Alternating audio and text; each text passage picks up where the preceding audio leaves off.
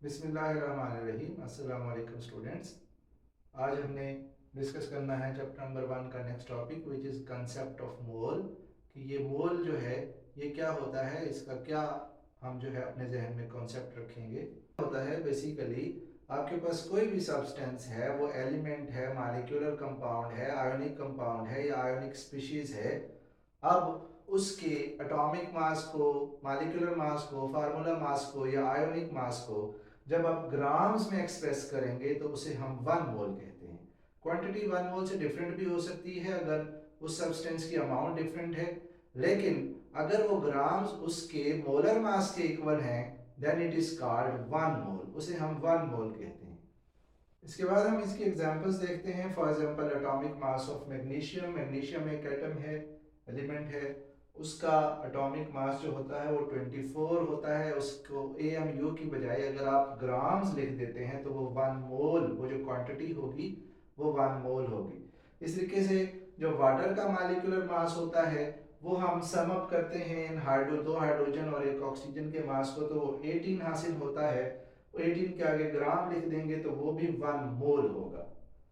अगर हमारे पास NaCl है, उसका फार्मूला मास हम कैलकुलेट करते हैं सोडियम और क्लोरीन के एटॉमिक मास को सम अप करके, तो वो बनता है 58.5 ग्राम।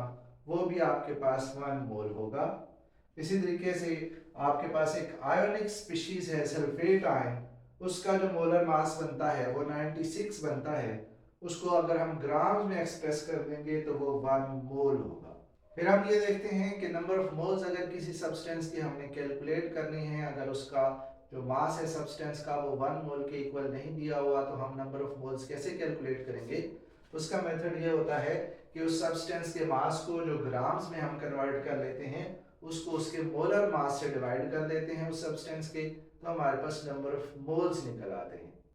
नंबर ऑफ मोल्स को हम स्मॉल n से रिप्रेजेंट करते हैं, मास इन ग्राम्स को स्मॉल m से रिप्रेजेंट करते हैं, और किसी भी सब्सटेंस के मोलर मास को कैपिटल M से रिप्रेजेंट करते हैं।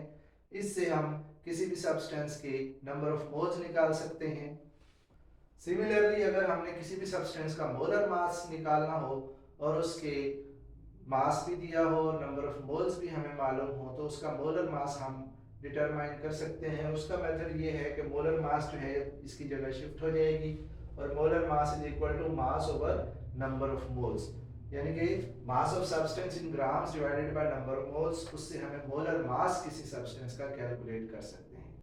इसके बाद हमारे पास है Avogadro's number. Avogadro's number basically scientist के नाम से है, ये वही साइंटिस्ट है जिसने मोल का कॉन्सेप्ट दिया था। एवोगैड्रोस नंबर क्या होता है कि बेसिकली अगर आपके पास 1 मोल कोई भी सब्सटेंस है, उसमें एटम्स हैं या आयंस हैं या मॉलिक्यूल्स हैं या फार्मूला यूनिट्स हैं, उनकी जो तादाद होगी वो होगी 6.02 मल्टीप्लाइड बाय 10⁻23। इसको हम, इस तादाद को, इस नंबर को हम एवोगैड्रोस नंबर कहते हैं। नेक्स्ट हम इसकी एग्जांपल्स देखते हैं एवोगैड्रोस नंबर की। बेसिकली हमें पता है जो डिफरेंट एटम्स हैं, एलिमेंट्स हैं या उनके मॉलिक्यूलर कंपाउंड्स हैं, उनका मोलर मास कितना होता है वो उनके एटम्स के एटॉमिक मास को सम अप करने से हमें हासिल होता है।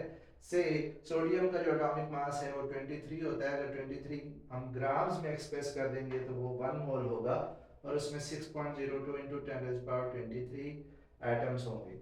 इसी तरीके से यूरेनियम का 1 मोल जो है वो 238 ग्राम के इक्वल होता है, क्योंकि ये इसका एटॉमिक मास है और इसमें भी 6.02 इंटू 10⁻23 एटम्स होते हैं। ये एक्सरसाइज में क्वेश्चन भी है कि ये दोनों के एटम्स बराबर क्यों हैं, क्योंकि दोनों की क्वांटिटी 1 मोल होती है।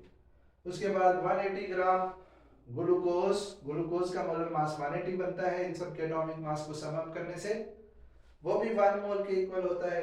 और उसमें जो मॉलिक्यूल्स की तादाद होती है वो 6.02 मल्टीप्लाइड बाय 10⁻23 होती है। सिमिलरली हमारे पास अगर सुक्रोज है, चीनी है, उसका जो मोलर मास बनता है वो 342 ग्राम बनता है और वो भी 1 मोल के इक्वल होता है। और उसमें जो मॉलिक्यूल्स की तादाद है वो 6.02 इंटू 10⁻23। ये भी एक्सरसाइज में शॉर्ट क्वेश्चन दिया हुआ है कि दोनों के मॉलिक्यूल्स इक्वल क्यों होते हैं, क्योंकि दोनों 1 मोल के इक्वल हैं।